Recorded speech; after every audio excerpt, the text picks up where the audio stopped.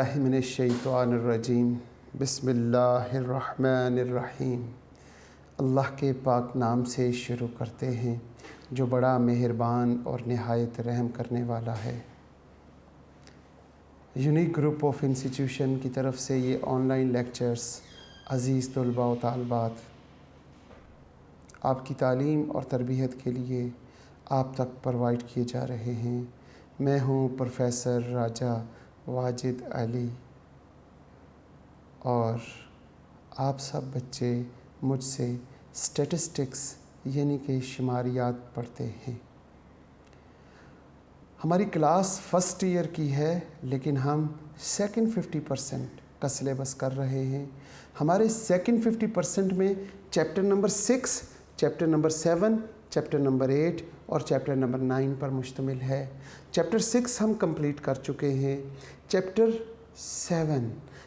7 में तकरीबन हमारे 49 क्वेश्चंस हो चुके हैं, जिसमें 47 क्वेश्चन कल लास्ट टाइम आपको दिया था कि ये आप ख़ुद कीजिएगा, लेकिन मैं आपको वो करवाता हूँ। और उसके बाद हमारे टोटल क्वेश्चन तकरीबन 8 सवाल रह जाएंगे 47 करने के बाद, और पहले भी हमने तकरीबन 2 या 3 सवाल छोड़े हुए हैं, उनको भी देखेंगे एंड पे।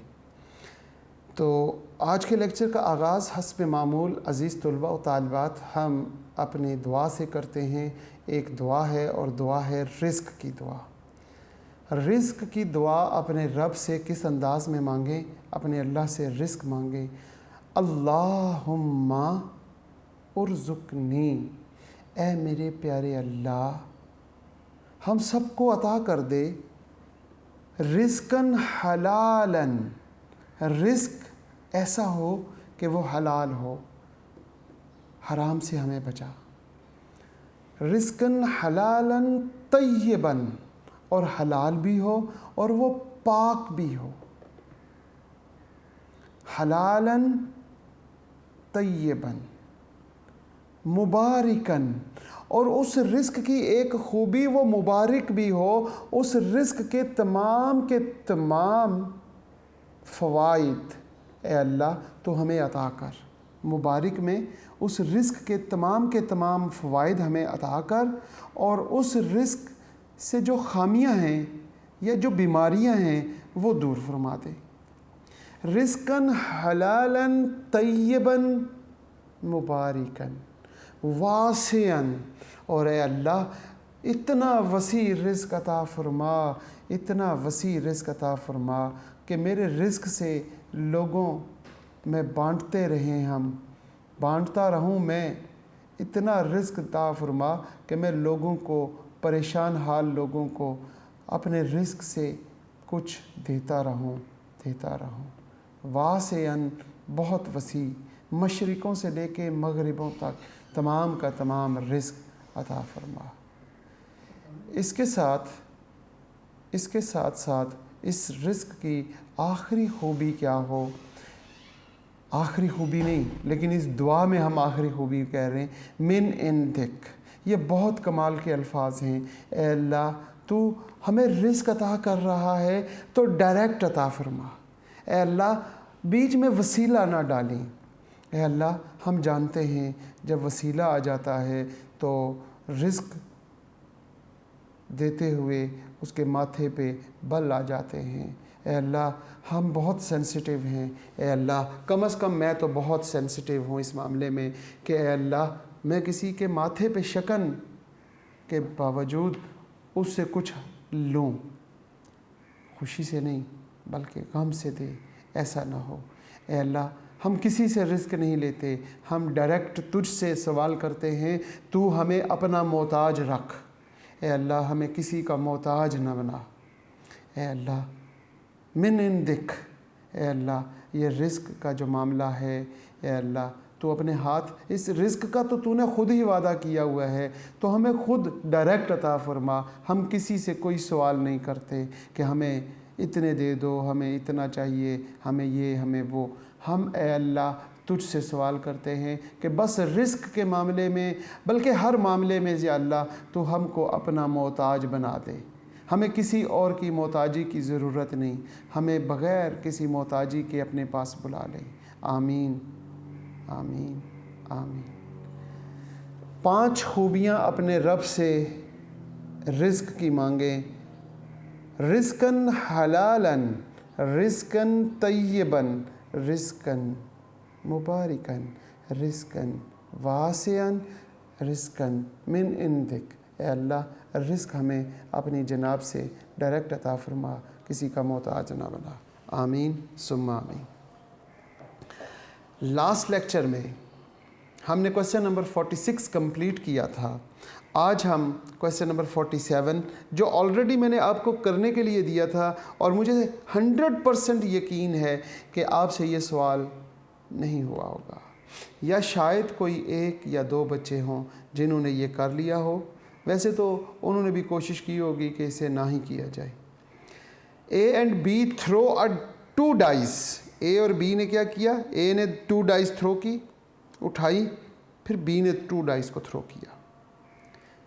On the understanding that the first to throw a total 9, जिसका पहले टोटल 9 आ गया, विल विन, तो वो जीत जाएगा, गेम ख़त्म हो जाएगी। Find their respective chances of success if A take the first turn. हमने ये अंडरस्टैंडिंग कर ली कि ए ने पहला टर्न, फिर बी ने, फिर ए ने, फिर बी ने, फिर ए ने, फिर बी ने, इस तरह चलते जाएंगे। और ये काम कब तक चलता जाएगा? जब तक टोटल 9 नहीं आता। जब 2 डाइस को थ्रो करते हैं, क्वेश्चन नंबर आपको मालूम है 47 है, और जब 2 डाइस को थ्रो किया तो टोटल आउटकम वो कितने होंगे? 6 की पावर 2 36, और sum is equal to 9। Sum is equal to 9।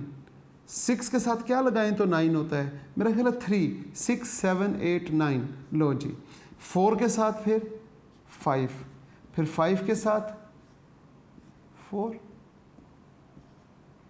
फिर 6 के साथ 3।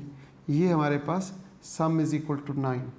तो probability of A will win, sum is equal to 9, 4/36। Answer क्या आएगा? 4/36। 4/36 का मतलब क्या होता है?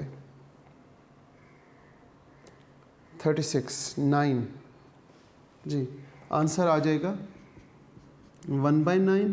प्रोबेबिलिटी ऑफ बी के जीतने की, जब उसके पास सम 9 आएगा वो जीत जाएगा। 4 टोटल आउटकम है और 9 वाले, और टोटल आउटकम आपके पास 36 है, ये भी 1/9 हो गया। प्रोबेबिलिटी ऑफ ए के हारने की क्या है? वो 1 - 1/9 मतलब 8/9 हो गया। और प्रोबेबिलिटी ऑफ बी के हारने की क्या है? 1 - probability of B, 1 - 1/9 is equal to 8/9 जी। ठीक है जनाब। अब चांस ऑफ ए और चांस ऑफ बी मालूम करने हैं।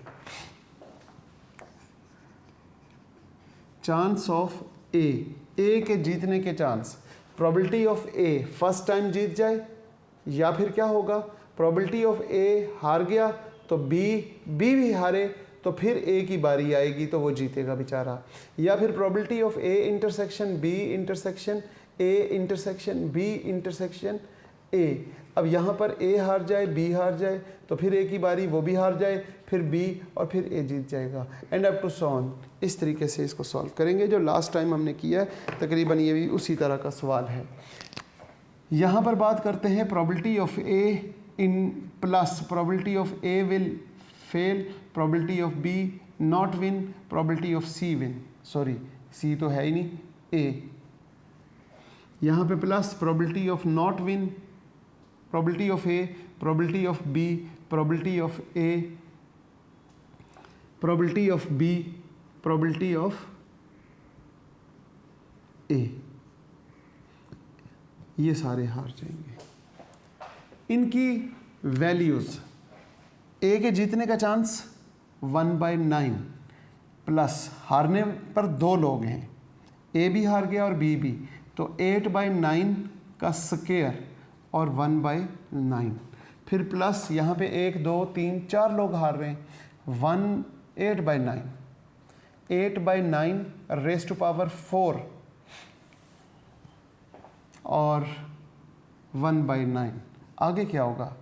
8/9 रेज़ टू पावर 6 और 1/9 plus up to so on, क्योंकि यहाँ पे 0 है, यहाँ पे 2 के बाद 4 फिर 8, 2 का इंटरवल चल रहा है।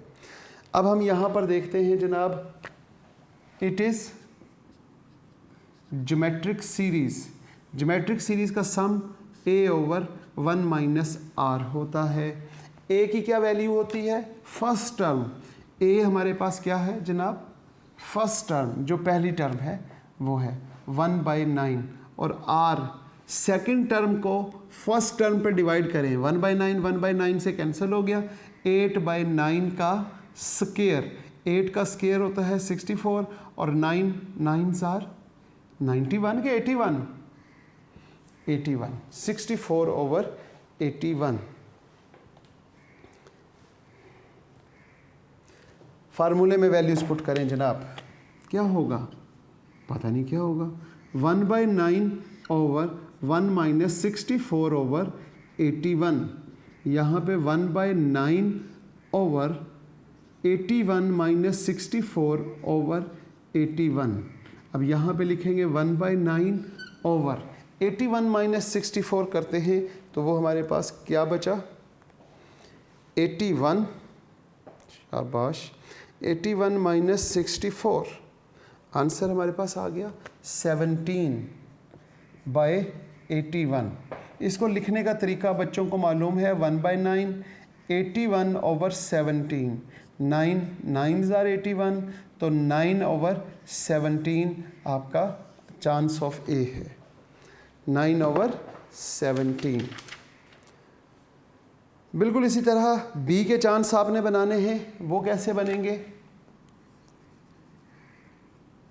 चांस ऑफ बी, हम यहाँ पे बात करेंगे प्रोबेबिलिटी ऑफ ए हार जाए तो बी की बारी आएगी, तो उसका पहला चांस है probability of A intersection B intersection A intersection B. यहाँ पर ए बी ए हारे तो फिर, या फिर probability of A intersection B intersection A intersection B intersection A intersection B.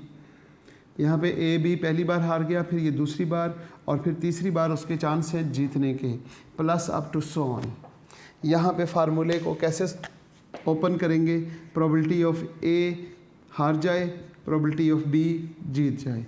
यहाँ पे प्रोबेबिलिटी ऑफ ए भी हार गया, प्रोबेबिलिटी ऑफ बी भी हार गया, प्रोबेबिलिटी ऑफ ए फिर हार गया, फिर probability of B will win, plus probability of A हार गया इंटू प्रोबेबिलिटी ऑफ बी हार गया इंटू प्रोबेबिलिटी ऑफ ए हार जाए इंटू प्रोबेबिलिटी ऑफ बी हार जाए इंटू प्रोबेबिलिटी ऑफ ए हार जाए into probability of B and plus up to so on. यहाँ पर सिर्फ एक बंदा हार रहा है तो वो आ जाएगा आपके पास 8/9, और यहाँ पर एक जीत रहा है तो 1/9। यहाँ पे 8/9 का मतलब है 1 2 3, 3 टाइम 1/9, और फिर प्लस 8/9 रेज़ टू पावर 1 2 3 4 5, यहाँ पे 5 और 1/9, फिर यहाँ पे 8/9 रेज़ टू पावर, यहाँ पे 1 फिर 3 फिर 5 फिर 7 और यहाँ पे 1/9 and up to so on. अब यहाँ पर हमारे पास ये क्या है? It is geometric series. Geometric series को सॉल्व करने के लिए a/1 - r होता है। a हमारे पास क्या है, हम साइड पे लिख लेते हैं। a जो है पहली टर्म होती है और वो है 8/9 इंटू 1/9, तो ये 8/9 9s आर 81, 8/81 आ गया। r की वैल्यू कैसे फाइंड करते हैं? r हर वैल्यू को उसकी प्रीवियस पे डिवाइड करते हैं। अगर मैं इसको इस पे डिवाइड करूं, 1/9 से कैंसिल हो जाएगा, 8/9 इसका एक कट गया, एक रह जाएगा, 8/9 का स्क्वायर, और ये हो जाएगा 64/81। अब इसमें वैल्यूज़ पुट करेंगे जनाब, क्या है? a हमारे पास है 8/81 ओवर 1 - 64/81, यहाँ पे 8/81 ओवर 81 - 64/81, 81 से 81 कैंसिल हो गया, यहाँ पे 8 रह गया और डिवाइडिंग बाय यहाँ पे 17, और यही आंसर है। ये कंप्लीट क्वेश्चन आपके पास बोर्ड पे सॉल्व्ड है। ए और बी के जीतने के चांसेस हैं। इसका अल्टरनेटिव मेथड बी का क्या है? अगर मैं अल्टरनेटिव मेथड फाइंड करूं, chance of B is equal to 1 minus chance of A. तो 1 माइनस चांस ऑफ ए क्या थे हमारे पास? 9/17। तो यहाँ पे 17 माइनस 9/17 और यहाँ पे 8/17। ये इसका अल्टरनेटिव मेथड है, जिसे हम कह सकते हैं आजकल की ज़बान में स्मार्ट मेथड। और ये है प्रैक्टिस के साथ इस काम की और इस काम की कॉन्सेप्ट के साथ, समझ के साथ ये काम है। और अगर दो लोग हैं और दो में से एक की प्रोबेबिलिटी आ गई है और दोनों की प्रोबेबिलिटीज़ को प्लस करें तो 1 आ जाता है। Probability of A plus probability of B is equal to 1। तो प्रोबेबिलिटी ऑफ बी मालूम करना है तो 1 माइनस प्रोबेबिलिटी ऑफ बी या chance of B. It's called smart method. Alternative method हम पहले कहा करते थे।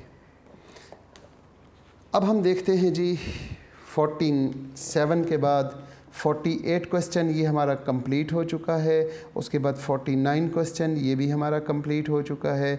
इसके बाद ऑनवर्ड हमारे पास 50 to 57 क्वेश्चन हैं। इसका मतलब 7 और 1 8 सवाल हैं।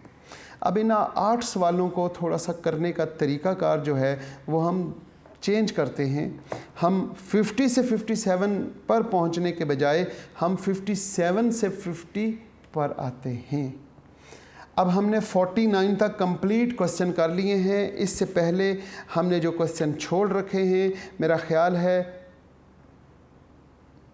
एक क्वेश्चन है 38 और एक क्वेश्चन 41। 38 और 41 ये 2 सवाल अब तक हमने छोड़े हैं। इसके अलावा हमने 21 और 22 ये 2 सवाल छोड़े हैं। और इसके साथ हमने 7.8 का सी और डी पार्ट, बस ये हमने क्वेश्चन छोड़े हैं। इसके अलावा क्वेश्चन नंबर 49 तक कंप्लीट क्वेश्चन हमने किए हैं। ये जो क्वेश्चन मैंने अभी काउंट किए जो हमने छोड़े थे 38 और 41 और 21 और 22 और इसी तरह 7.8 का लास्ट 2 पार्ट्स, इनको हम इन चैप्टर के एंड पे वो कंप्लीट करेंगे। लिहाजा जैसा कि हमने एक बात कही कि हम कहाँ से शुरू करते हैं, 57 से। क्वेश्चन नंबर 57 मेरे पास जो बुक है वहाँ पे 303 पेज पर है। आप अपनी किताब में तलाश कर लें, अल्लाह करे आपकी किताब में ये सवाल मौजूद हो, और अगर ना हो तो उसे लिख लें, राइट डाउन कर लें। क्वेश्चन नंबर 57 है जनाब, 2 डाइज आर थ्रोन। जैसे ही 2 डाइज आर थ्रोन की बात करता है तो हम 2 डाइज के टोटल आउटकम को डिस्कस करेंगे कि हमारे पास total outcome of 2 dice 6 raise to power 2 equals 36, और वो 36 आउटकम ड्रॉ कर लेंगे। और उसी के बारे में मैंने कहा था कि जितनी देर में आपने सोचना है कि इसे बनाऊं, ये 36 आउटकम ड्रॉ करूं या ना करूं, ये सोचने पे जितना टाइम लगाएंगे उतनी देर में ये ड्रॉ हो जाएंगे, आप करने वाले बने। Find the probability that it's appear same number on the both dies. The number in the first die is larger than on the second die।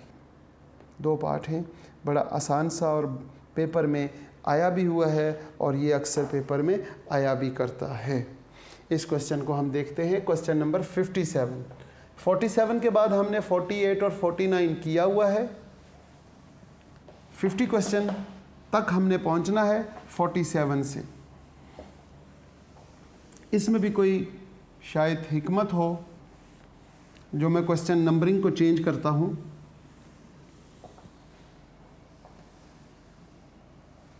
जल्दी से क्वेश्चन नंबर 57 को अच्छी तरह पढ़ें, समझें और फिर उसको शुरू करें सॉल्व करने के लिए। Question number 57,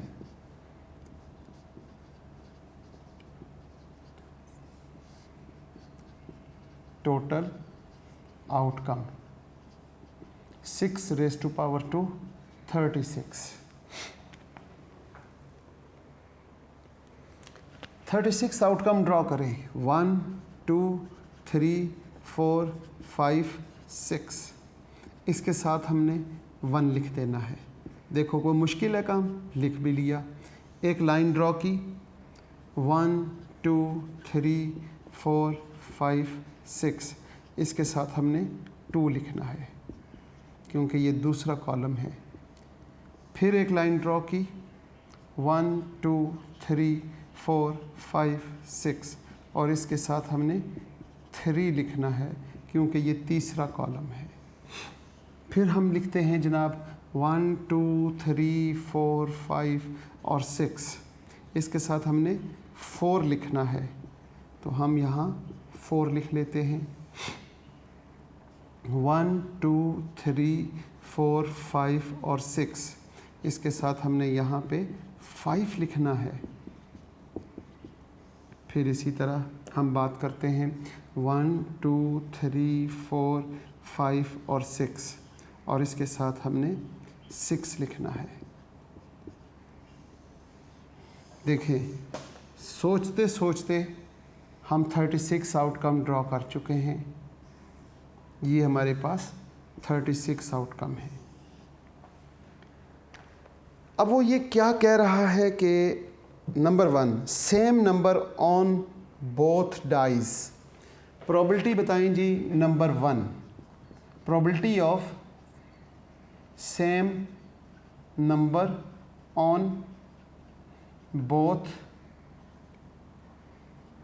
dice.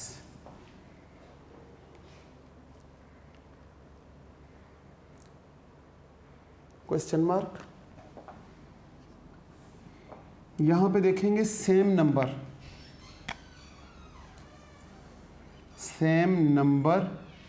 On both dice. वो आपके पास कौन कौन से हैं? 1 1 2 2 3 3 4 4 5 5 और 6 6।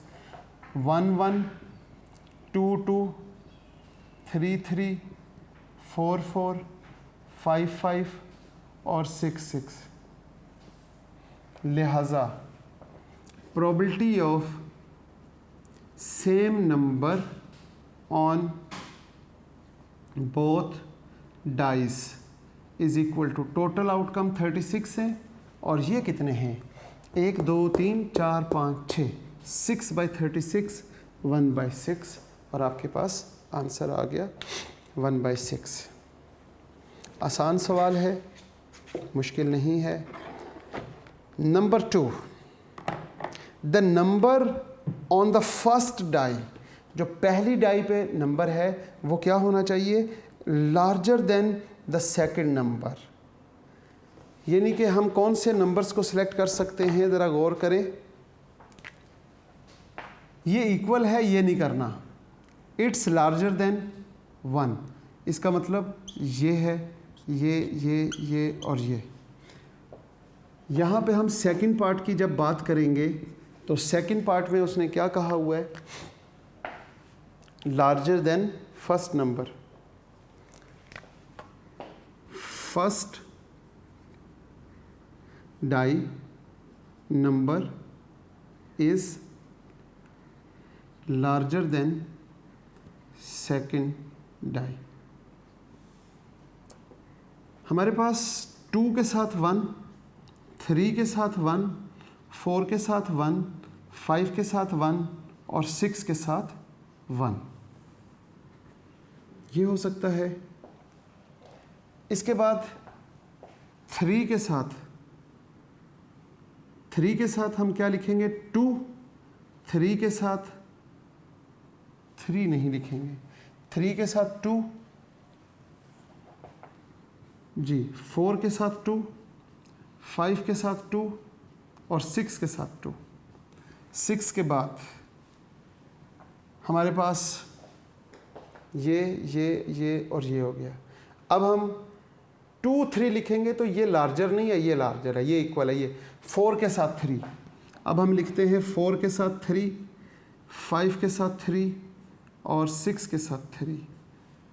फिर हम लिखेंगे 3 के बाद हम 4 की बात करते हैं तो वो 5 के साथ 4, 6 के साथ 4, 5 के साथ 4 और 6 के साथ 4 और फिर 6 के साथ 5।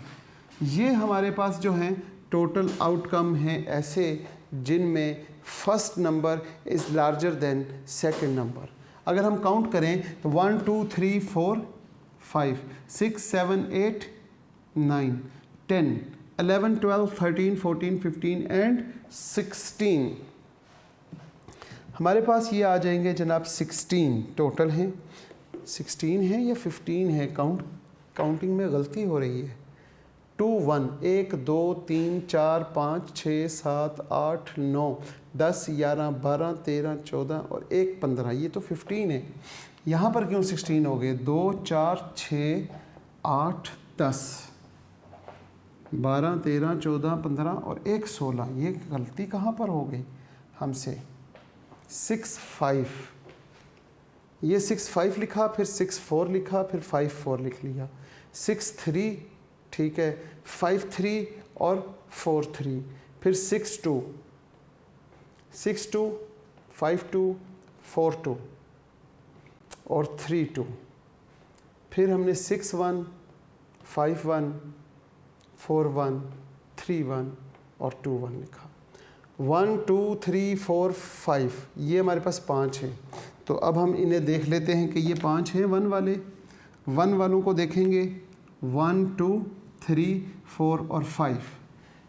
1 2 3 4, इसको 4 होना चाहिए। 3 के साथ 2, ठीक है। हमारे पास यहाँ पे 1 2 3 और 4, 3 के साथ 2, लो जी 3 के साथ 2 हमने 2 मरतबा लिखा हुआ था, अब ये भी 15 हो गए। 3 2 3 2, 2 टाइम लिखा गया था। अब हमारे पास जो सेकंड पार्ट है वो प्रोबेबिलिटी किसकी मालूम करनी है? First die number larger than second die. It's 36 total outcome है और यहाँ पर हमने काउंट किए तो ये कितने हैं? ये 15 हैं। तो ये 15/36 हमारे पास आंसर आ जाएगा। ये था क्वेश्चन नंबर 57। अब हम बात करते हैं क्वेश्चन नंबर 56 की।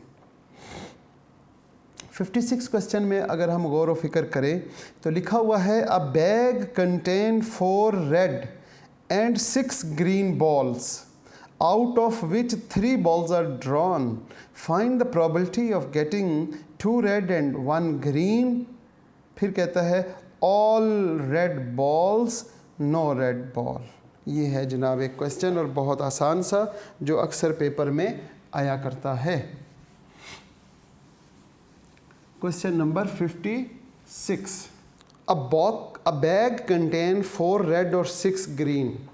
रेड हमारे पास 4 और ग्रीन हमारे पास 6 और टोटल हमारे पास 10 balls in a bag. Question number 56।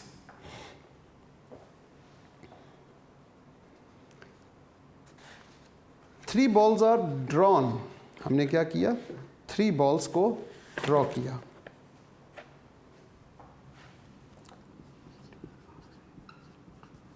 Three balls are drawn, combination का इस्तेमाल होगा।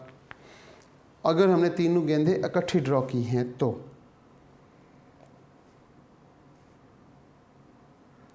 जी।